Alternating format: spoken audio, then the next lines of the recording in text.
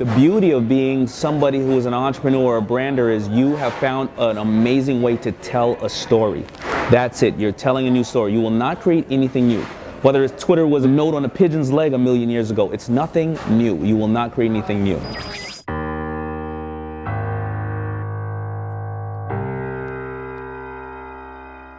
Queens, New York native Daymond John is an entrepreneur and TV personality best known as the founder and CEO of the iconic clothing brand FUBU. A successful self-made branding mogul, John was one of the driving forces who transcended hip-hop from a street culture to a multi-billion-dollar industry, creating a new lane of success for budding entrepreneurs across the world. My success with FUBU was really about FUBU, and the success I'm having more nowadays is about my personal brand, which comes with different challenges. You can't really shelter yourself and be behind the shield of a corporation. There's a lot more responsibility that's put on you because many people depend on you personally for your decisions, and it's not the decision of a corporation, but it's still all good at the end of the day. As a current investor and TV personality on the hit ABC reality show Shark Tank, John listens to business pitches from everyday people and decides whether or not to invest money in their projects. Many entrepreneurs fail due to overfunding. So you look, we're in a beautiful location, Trattoria El Marino. It's a legendary family in the restaurateur business, and they've been doing this for years. But you look at somebody that decides that they can cook and they want to work on grandma's recipe. They'll go out and they'll get a $100,000 loan. They'll open up a restaurant. They have no experience doing that. They'll have a beautiful place, great staff, but they didn't sell not one piece of food in their entire life, and they didn't understand the operation of the business. 8 months in, a year in, when they realize why they don't have any customers because they didn't have a customer base in the beginning, they have a $100,000 loan now on the business and they haven't figured out the business. Then all of a sudden, they have to close down. I started off literally with $800 worth of hats, and that was the beginning. My job here is not to fight for you, but they want to know my opinion. You're the real deal.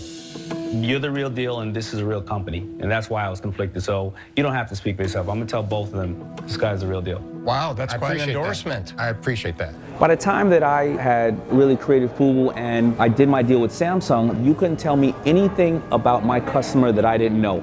I knew what clothes they wore, what they drank, what they drove, everything. The color, the size. I knew they would pay $79.99, but they would not pay $99.99. You have to know your customer, you have to absolutely love them, and you have to know exactly what they want when they want it.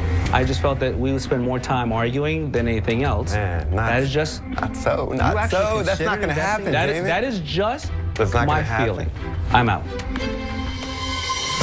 It's very hard to work with close friends, but sooner or later, whether you're hiring a close friend or you're working with a stranger, but you're working with them 8 hours a day for the next 5 years, they become a family member, they become a close friend.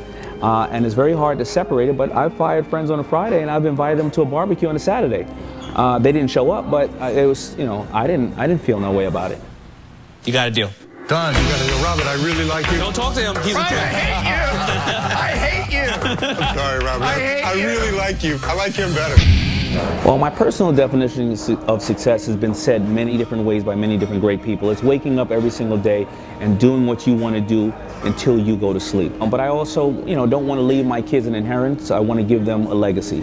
So it's all about how many people can you change your lives, and how do you always push yourself and challenge yourself. I'm Ariana Huffington. I'm the editor-in-chief of the Huffington Post, and here we are at the Huffington Post newsroom. And I'm also the author of Thrive, my 14th book about redefining success and creating a life of well-being, wisdom, wonder, and giving.